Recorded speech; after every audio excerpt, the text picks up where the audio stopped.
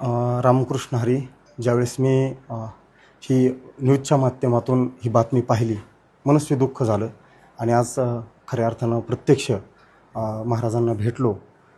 त्यावेळेस त्यांची विचारपूस केली. खरंच एक सर्व आम्हा भाविक भक्तांसाठी एक ही आनंदाची गोष्ट आहे की एवढी मोठी जखम असताना, एवढ्या मोठ्या वेदना असताना आज महाराज आपल्यांमध्ये सुखरूप आहेत. खऱ्या अर्थानं एक महंतानं जगाच्या कल्याणा, संताच्या विभूती, खऱ्या अर्थानं जगाच्या कल्याणासाठी संत हे कार्य करत असतात. पण संतांना स्वतःचं दुःख कुणापुढं सांगता येत नाही, व्यक्त करता येत नाही. पण खऱ्या अर्थानं आज ज्यावेळेस बाबांनी स्वतःवरती त्या ठिकाणी काहीतरी इजा करून घेतल्या, एवढं वेदना देणारं की दुःख देणारी बाब आहे.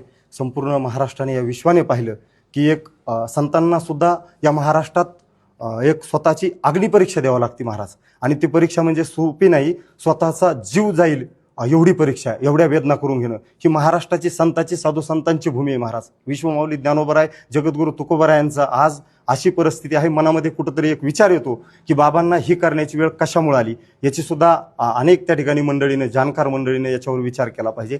आणि भाविकांना तर मी एक विनंती करेल की आता आजचा जवळपास 4था दिवस आहे. बाबांची प्रकृती खूप छान आहे, पण आता येतानी गर्दी करू नये, लई जास्त लोकांनी भेटू नये.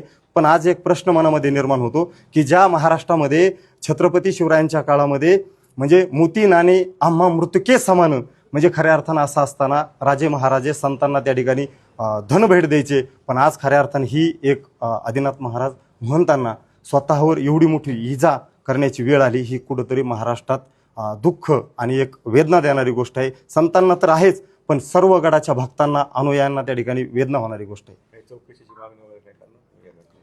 आत्ता सध्या तर बाबांची प्रकृती ठीक आहे, पण खरंच जर याच्या मागं काही एक आता एवढ्या गडांचे महंत आहेत, बरोबर.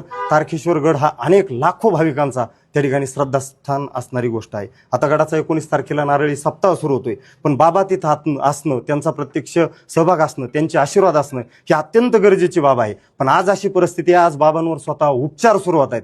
ही किती शोकांतिक आहे. नक्कीच याच्या मागे जर काही गोष्टी असतील तर याची चौकशी व्हायला पाहिजे. जर कोणी दृष्ट मंडळी समाजात वावरताना चांगले राहतात, पण अशा साधू संतांना, महंतांना खऱ्या अर्थानं त्रास देण्याचं काम करतात, अशी चौकशी झाली तर नक्कीच बरं वाटेल, मनाला एक भाविकांच्या समाधान वाटेल, अशी सुद्धा आमची भावना आहे.